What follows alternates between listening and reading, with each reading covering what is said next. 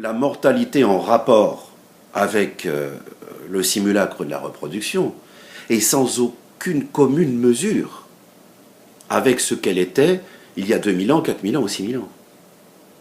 Par conséquent, qu'est-ce que ça peut bien faire aujourd'hui que des prêtres, pour prendre l'exemple chrétien, soient mariés ou même aient des compagnes en concubinage? Ça n'a pas du tout cet aspect sacré qu'on dit, parce que cela relève du doxème, c'est-à-dire des règles temporelles. Et c'est bien la raison pour laquelle le pape François a rappelé que ça ne faisait pas partie du dogme. Pourquoi? Parce que le dogme dans l'Église romaine est l'émanation de ce que nous appelons ici le mythème, c'est-à-dire des invariants. Le fait qu'un pape rappelle que le mariage, la chasteté, l'abstinence d'un prêtre ne fasse pas partie des invariants montre que ce pape a parfaitement compris la différence qu'il y avait entre le mythème et le doxème. Et dans l'ensemble des prescriptions concernant l'alimentation, écoutez, soyons un tout petit peu lucides.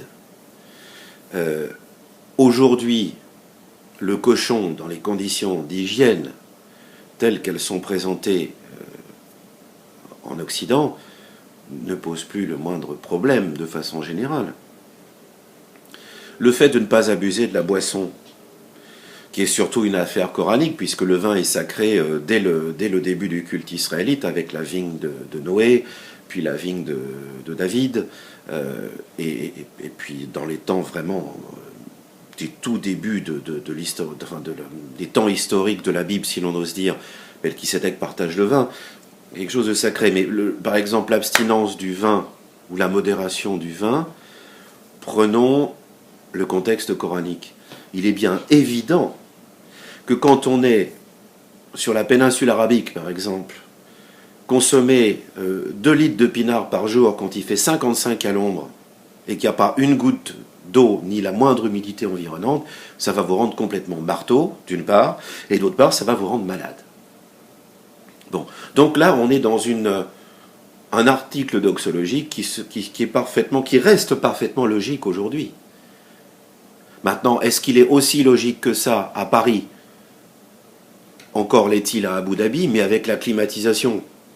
Bon, tout ça est très relatif. Donc voilà, pour vous dire des points de doxologie. Enfin, en ce qui concerne les femmes, évidemment, on a restreint l'accès des femmes aux religions, à la plupart des cultes, au nom de superstition. Elles étaient soi-disant impures parce qu'elles perdaient du sang. Est-ce qu'aujourd'hui, on va continuer à écarter les femmes du culte, comme c'est le cas dans le rabbinisme, comme c'est le cas dans la grande majorité dans le christianisme, puisque cette ostracisation se fonde sur de vieilles imbécilités, de vieilles superstitions? Non. Eh bien voilà, en donnant ces quelques exemples, on a montré de façon certes un peu triviale, mais de façon efficace, ce que c'est que le doxème. C'est-à-dire qu'autour d'une religion, ou d'un culte, ou d'une culture, ce qui est valable également pour une nation, pour une civilisation, pour une société, il y a des règles qui sont non seulement variables, mais qui doivent changer.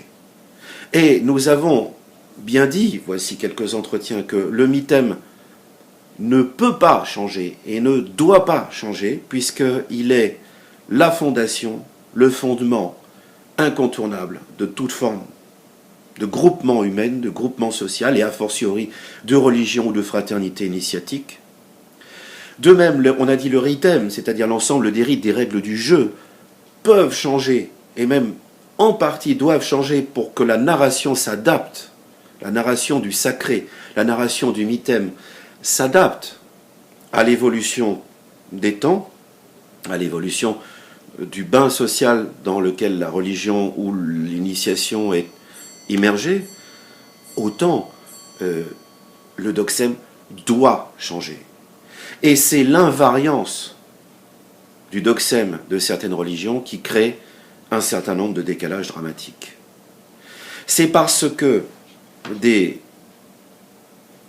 docteurs ou des penseurs, entre guillemets, de certaines religions n'ont absolument pas fait le distinguo entre mythème, ritem, doxème, qu'ils se heurtent aujourd'hui à des problématiques terribles de compréhension des fidèles, ou tout du moins du berceau de fidèles potentiels, et de ce qu'ils sont censés véhiculer. Que le christianisme veuille absolument véhiculer la notion d'amour et de pardon, et que cela ne dusse pas changer, c'est évident. Que le christianisme, pour alimenter cette narration, utilise dans son rythme, par exemple, la scène eucharistique, c'est évident que ça ne peut pas changer. Par contre, qu'on mette le calice à gauche, la patène à droite quand on est dans le rite de la messe, ou qu'on mette le calice à droite, la patène à gauche, voilà, qu'on dise le memento mori avant ou après la communion, qu'on dise le Notre Père en langue vernaculaire ou en langue sacrée, c'est-à-dire latin ou grec, ou encore mieux araméen, écoutez, franchement, ça, c'est pas très important. Et que ça a eu changé dans certaines communautés, dans certains pays, dans un sens, et dans certaines autres, dans un autre sens, ça n'est pas grave. C'est de la synchronisation entre le temps sacré et le temps profane, qui permet non seulement au temps sacré, ou plutôt au sacré, de survivre dans le profane, mais qui permet aussi, de ce fait, au profane de continuer à s'alimenter du sacré. Mais la doxologie, elle est comme les yaourts. Elle est péremptible et périssable. Donc, de grâce, de la même façon que il est incompréhensible aujourd'hui que le rabbinat ou la prêtrise chrétienne, par exemple, continue à s'appuyer sur les superstitions d'il y a 2000 ou 4000 ou 6000 ans pour exclure la femme du sacerdoce, de la même façon, aujourd'hui, la position vaticanesque, par exemple de la Grande Logie d'Angleterre, pour justifier, si ce n'est de la non-initiabilité des femmes, puisque même ça c'est en train d'évoluer, du moins sur la non-visitabilité, si j'ose dire, entre les frères et les sœurs en maçonnerie, c'est absolument n'importe quoi. C'est absolument n'importe quoi. Et le pire, c'est qu'il s'appuie sur la partie doxologique des constitutions d'Anderson. Puisque les constitutions d'Anderson, il y a une partie mythologique et une partie doxologique. Ça ne vous a sans doute pas échappé. La partie mythologique, c'est quand dans cette vaste introduction, Anderson et ses co-rédacteurs décrivent l'histoire de la franc-maçonnerie, depuis Adam, en passant par le noachisme considéré comme une religion primitive, pour arriver à nos jours. Cette partie est mythologique. Elle procède de la légende, c'est-à-dire de la narration du mythème. Mais dans la partie doxologique, il est dit clairement que le franc-maçon ne peut être qu'un homme. Oui, mais pourquoi ? Pourquoi ? Le franc-maçon ne peut être qu'un homme parce qu'il est primordial que ce soit un homme libre et de bonne réputation, ou de bonnes mœurs. De bonne réputation, soyons clairs, il s'agit de la société anglo-saxonne au XVIIIe siècle. De bonne réputation, ça veut dire qu'il a de l'argent et qu'il n'a pas été condamné pour un crime. De bonnes mœurs, ça veut dire qu'il respecte la religion. Attention, on n'est pas au XXIe siècle là. On est en 1717, en 1723, en 1738. Mais libre. Seuls les hommes étaient libres à cette époque-là.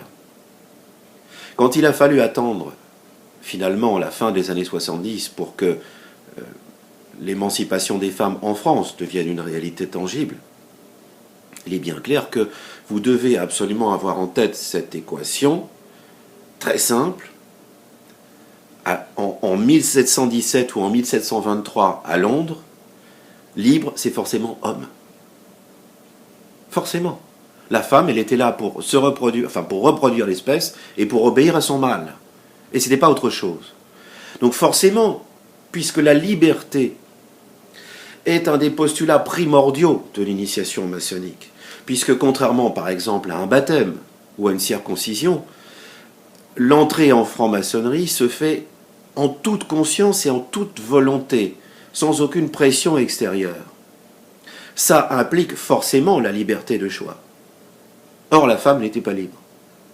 Seulement, voilà, aujourd'hui, la femme, en tout cas dans la plupart des sociétés civilisées, et il y en a beaucoup qui ne le sont pas, et j'ai les noms, la femme aujourd'hui est un homme comme un autre.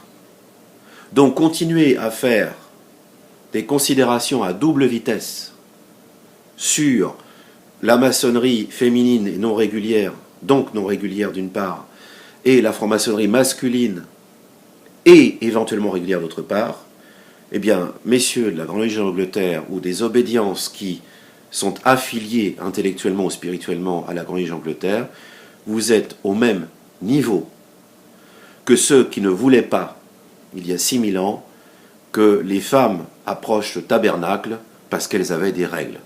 Vous êtes nuls et consternants. Et vous n'avez pas su faire la différence entre le mythème et le doxème.